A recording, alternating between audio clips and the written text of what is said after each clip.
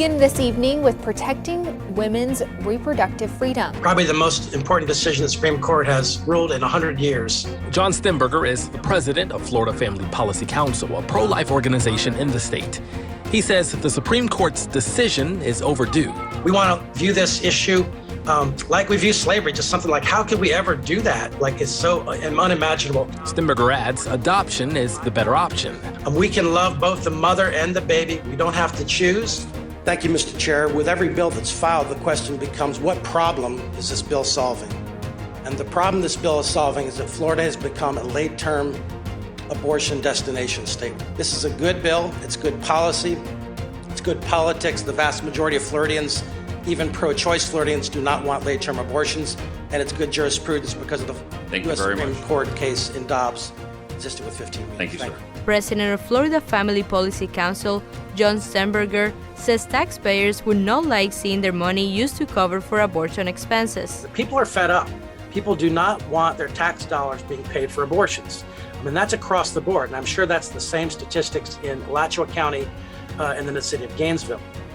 Well, the beauty and the truth of fetal development is the most powerful tool that we have to help educate people and cast vision for why these laws are important.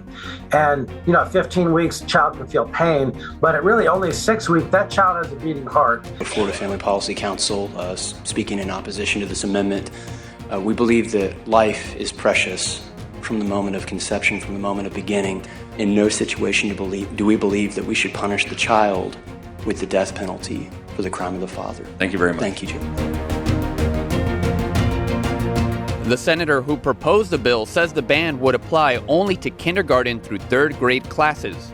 Our opponents are saying this is a don't say gay bill. No, it's a don't turn my son into a daughter bill. John Stemberger is president at the Florida Family Policy Council. You have some schools and some teachers, they're introducing this whole thing about choose your pronoun, choose your gender identity, giving them a list of things that they don't even know what they want for breakfast, for crying out loud. And we're giving them this complex list of genders. We think this is very smart law. You can't even get your ears pierced or go on a field trip without parents' consent for a minor. And yet we're going to let a child undergo a major surgical procedure.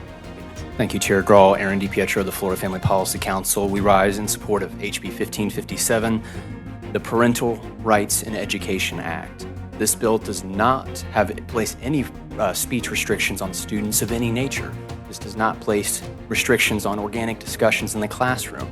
This is simply focused on school district policy on these issues.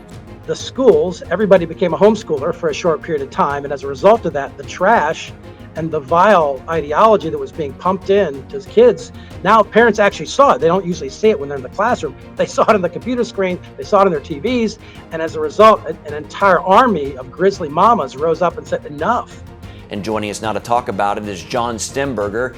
So what this bill does is two major things. It prohibits gender reassignment surgeries or changing a child's sex who's a minor, or it also prohibits any chemicals or procedures which would cause sterility.